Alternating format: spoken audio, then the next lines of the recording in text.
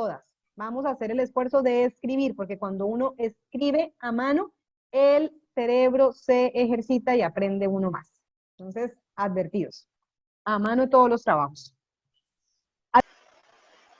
Buenos días. Buenos días. Bueno, Buenos profe días. Carolina, me hace el favor, me comparta. Listo, ahí ya está la pantalla, ¿sí? En esta parte de la física, vamos a hablar un poquito de lo que son los procesos termodinámicos, ¿sí? Cuando nosotros hablamos de un proceso termodinámico, si nosotros nos fijamos en el gráfico que aparece ahí más abajo, ahorita lo vamos a ver, nos damos cuenta que es una evolución de determinadas magnitudes o propiedades propiamente termodinámicas relativas a un determinado sistema físico. Estas transformaciones deben transcurrir desde un estado de equilibrio, o sea, un estado de equilibrio inicial a uno final. Sufren variación al pasar de un estado a otro. Deben estar perfectamente definidas en dichos estados inicial y final para que ocurran esos debidos procesos. Encontramos algunos ejemplos, ¿sí? Como el derretimiento de un hielo, la combustión de un trozo de carbón, la ignición de una mezcla de gasolina-aire para mover pistones, un motor de combustión interno. Entonces, ahí específicamente lo que nos dan ahí son unas definiciones de los diferentes procesos que hay. Solamente vamos a tratar estos que son de los más conocidos, porque hay otros procesos también termodinámicos, pero solamente vamos a abarcar estos. En el proceso adiabático, en este proceso, el sistema no intercambia calor con su entorno. Un ejemplo bien claro puede ser un termo, de esos que nosotros tenemos en nuestras casas. Si nosotros a ese termo le echamos dentro hielo y después le echamos agua caliente y lo tapamos, ¿sí? ¿Qué puede ocurrir? Lo que va a ocurrir, no es que pueda ocurrir, sino que lo que va a ocurrir es que el hielo, pues lógicamente se tiene que ir derritiendo, ¿sí? Porque le echamos el agua caliente. Y ya cuando se derrite completamente ese hielo, vamos a encontrar un equilibrio térmico, ¿sí? Vamos a encontrar un equilibrio térmico. Sin embargo, nos podemos dar cuenta que no hubo transferencia de calor del exterior del termo al interior del termo, pues lo teníamos tapado, ¿sí? Pues esa es la particularidad de un termo.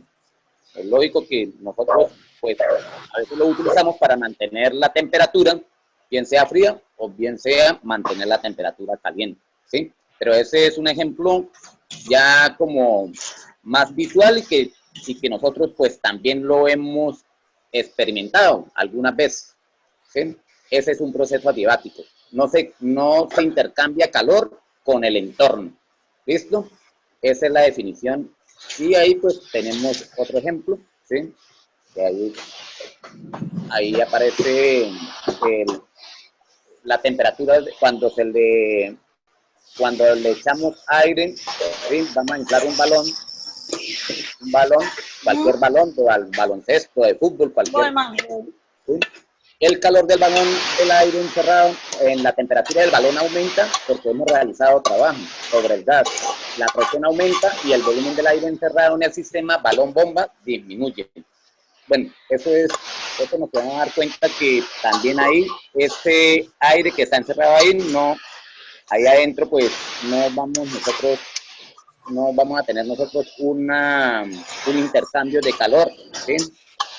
De la parte exterior hacia la interior, ni viceversa. Entonces, son procesos adiabáticos. En los procesos isotérmicos, se caracteriza por la temperatura constante. Dábamos el ejemplo del proceso adiabático, para los que no escucharon, ¿sí? Que era introducir hielo y después echarle agua caliente dentro de un termo, tapar el termo y mirar el proceso, ¿sí? El proceso que se desarrolla ahí. Entonces, pues el proceso lógicamente que vamos a tener un derretimiento del hielo y vamos a llegar a un punto de equilibrio térmico, ¿sí? Ya cuando se derrite el hielo, ¿sí?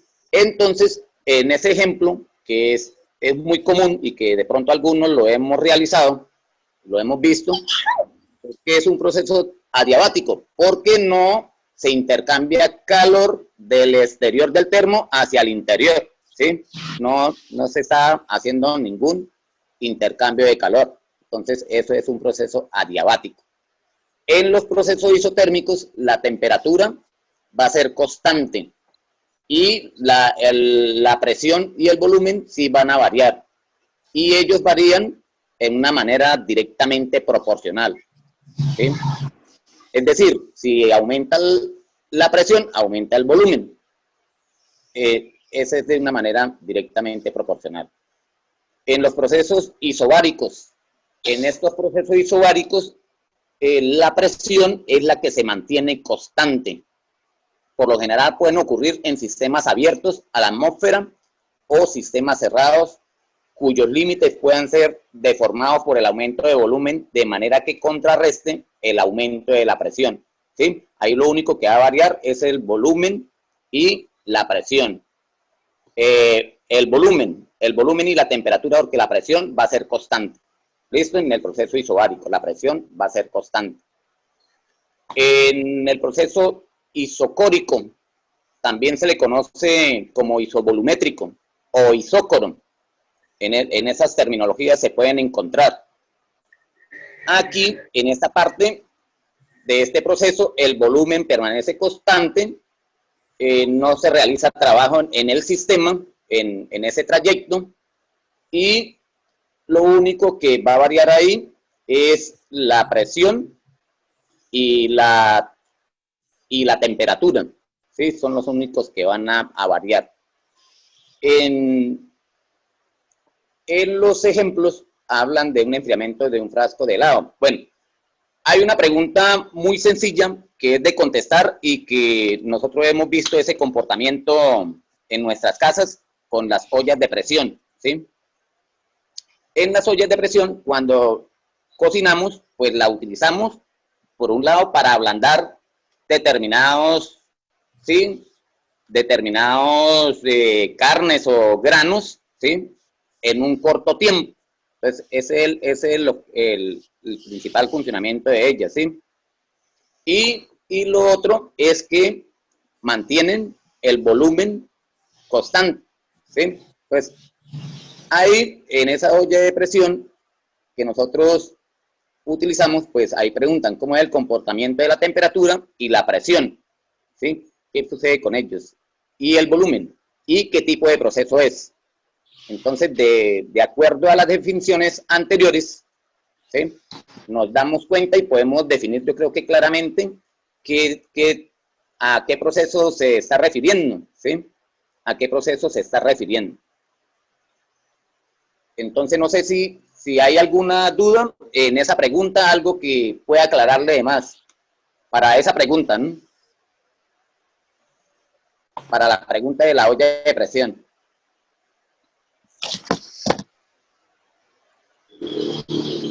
No, Pasamos, entonces, ¿cómo? Dígame. por mi parte voy entendiendo. Ah, listo. Hay un ejemplo, y después del ejemplo, bueno, explico una parte y después viene el quinto punto, que es también unas preguntas referente al ejemplo.